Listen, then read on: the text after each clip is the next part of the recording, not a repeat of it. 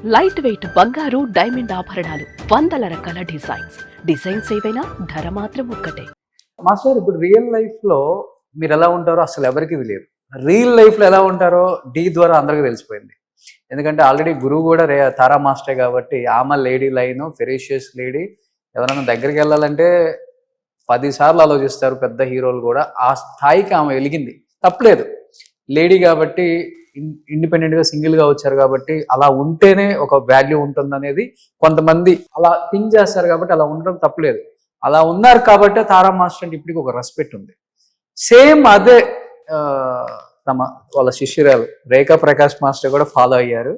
రేఖా Prakash master దగ్గరికి ఆడవాళ్ళు పక్కన పెట్టు, మగవాడు అనేవాడు రావడానికి సాహసం చేయడం కష్టం.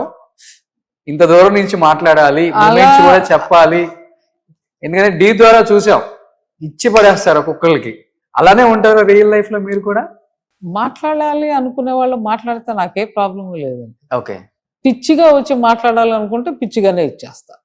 ఓకే. అంటే ఊరికే వచ్చి మాట్లాడాలి. కొంతమంది కొన్ని పిచ్చులు ఉంటాయి. ఆ పిచ్చుల్ని మనం ఏం చేయలేం. సో వాళ్ళు మన మీద ఏదో ట్రై చేస్తూ ఉంటారు. ఆ టైంకి వాళ్ళు కూడా మనం ఖర్చుకి ఇచ్చేస్తే వాళ్ళు వెళ్ళిపోతారు. అంతేగాని ఇచ్చిన సందర్భాలు చాలానే ఉన్నాయి అనుకుంటా. బోల్డెన్ ఉంటాయి. ఇన్ని సినిమాలు పనిచేస్తే ఎంతమంది దగ్గర ఉంటే ఎవరో ఒకళ్ళు మాట్లాడకుండా ఉంటారా? అవన్నీ చాలా కామన్. ఇన్ దాట్ కేస్ మీరు ఏ కంపెనీకి వెళ్ళి ఏ జాబ్ చేసినా ఇలాంటివి జరుగుతుంటాయి.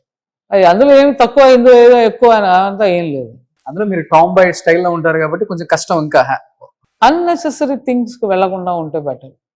అంటే ఎవడో ఏదో పిచ్చిగా చెప్పాడు, మీరు ఉంటేనే మీకు పిక్చర్ వస్తుంది అంటే, బాబు థ్యాంక్ యూ వెరీ మచ్, నువ్వే పెట్టుకొని ఈ పిక్చర్ని చెప్పొచ్చు. అలా ఎందుకు చెప్పరో నాకు తెలియదు. So some times the other way round also. So నేను అవన్నీ ఐ డోంట్ అగ్రీ.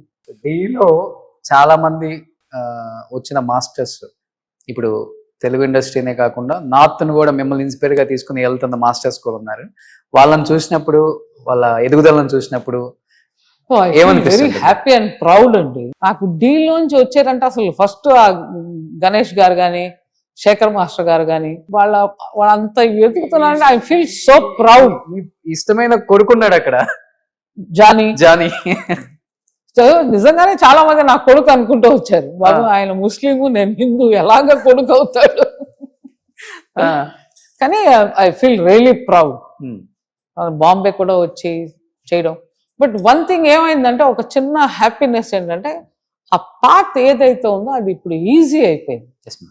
అంత కష్టం కాదు, మేము నడిచినంత కష్టం కాదు. ఆల్రెడీ రోడ్డు వేసేసాం. ఇంకా మీరు రావడమే మీలో ఉన్న ఒక తాకత్, అంతేగాని మిగతా లేదు. రోడ్ అంతా చాలా క్లియర్గా ఉంది ఇప్పుడు. ఎస్పెషల్లీ ఈ ఫీల్డ్కి క్లియర్ ఉంది మాస్టర్. టాలెంట్ ఎవడబ్బా సొత్తు కాదు. ఎందుకంటే డాన్స్ మూమెంట్స్ కానీ వాడి దగ్గర ఉన్న టాలెంట్ నచ్చితే ప్రతి హీరో ఇప్పుడు ఎవరి దగ్గర చేసామని అడగట్లేదు, ఛాన్స్ ఇచ్చేస్తున్నా. అదే అంటున్నా, it's everything depend on your job. Me job మీరు కరెక్ట్గా చేయండి, మీరు ఎక్కడికో వెళ్తారు. మీరు అది ఇంతే నేర్చుకుని మాకు వచ్చేసింది మేము చింపేస్తా ఉంటే రెండో పిక్చర్లోనే కనపడుతుంది.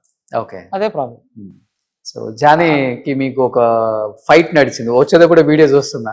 నాకు డాన్స్ రాదు, నాకు యాక్టింగ్ రాదంటే మీరు నిజమే అంటారు.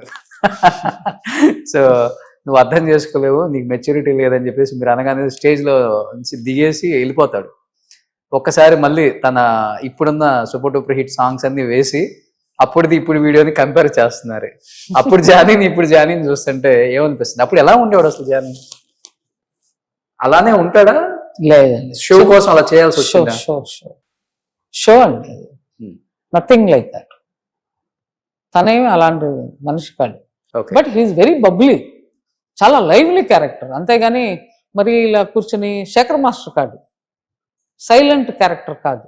ఓకే, వెరీ జాలీ క్యారెక్టర్.